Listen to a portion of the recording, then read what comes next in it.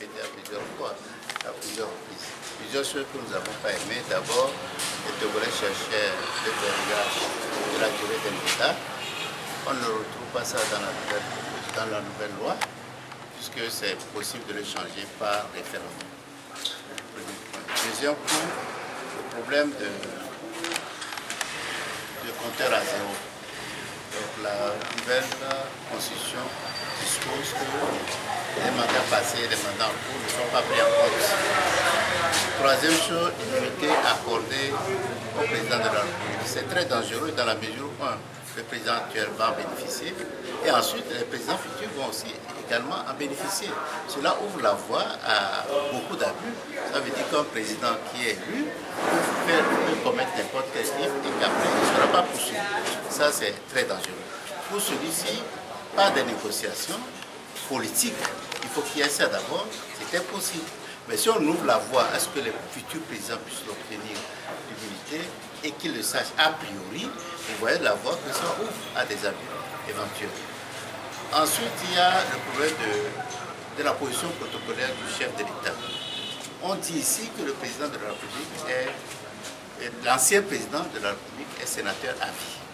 D'accord? Il y a cette disposition qui pose problème, mais surtout que par ordre protocolaire, c'est le deuxième personnage de la République. Vous voyez les contradictions qu'il y a.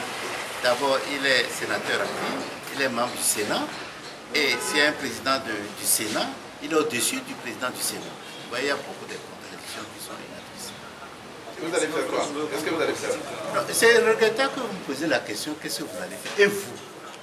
C'est une préoccupation de tous les Togolais. Je trouve totalement inadmissible qu'un Togolais puisse poser cette question. Êtes-vous satisfait de cela?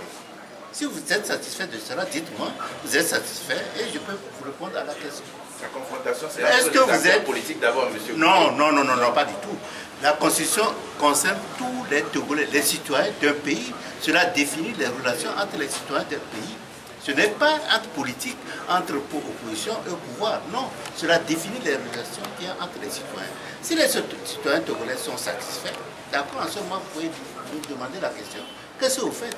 Au Burkina, les Burkinabés ne sont pas satisfaits de la révision de la loi et de l'article 37 de leur loi constitutionnelle. Ils se sont levés. Ce ne sont pas les partis politiques qui ont fait la constitution. Professeur, quel appel vous lancez au Burkina? Nous avons lancé que nous ne devons pas accepter cette résolution. Nous l'avons dit. Et nous sollicitons que tous les Togolais, toutes les organisations du pays s'impliquent, les organisations de la société civile, les partis politiques, les étudiants, les intellectuels, tout le monde doit s'impliquer dans cette lutte. Qui ne concerne pas, je le répète et je l'ai toujours dit, qui ne concerne pas exclusivement les politiques. Non. C'est une erreur que de croire que c'est une lutte entre le pouvoir et la coalition. C'est totalement une erreur.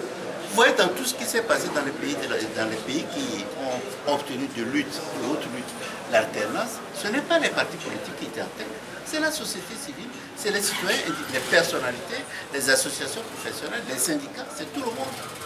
Professeur, les parlementaires soutiennent que cette modification tient compte de la proposition de l'expert de la CEDEAO. N'importe quoi. Non, c'est des bêtises, c'est faux. Alors ça veut dire que les réformes opérées, c'est un non-événement à la coalition. À la fois, c'est un non-événement, mais en même temps, ça montre la crise profonde que traverse le Togo. C'est sérieux. Quand on dit un non-événement, ça veut dire que vraiment, ça ne répond pas à nos préoccupations, mais en même temps, ça ne veut pas dire que ça ne renforce pas la crise. Ça traduit véritablement la crise que nous traversons. Vous demandez toutefois aux citoyens de se préparer pour le local? Nous avons dit que Monseigneur Kodjour l'a dit hier, le Togo l'a dit le week-end dernier. Nous le disons qu'il faut se préparer pour les locales. Oui. Tout le monde, nous appelons tous les Togolais à aller se faire recenser. Ils ont prévu 3 jours. Tout le monde doit aller se faire recenser. Si les 3 jours ne suffisent pas, on verra des dispositions qui vont prendre et que nous allons. Merci.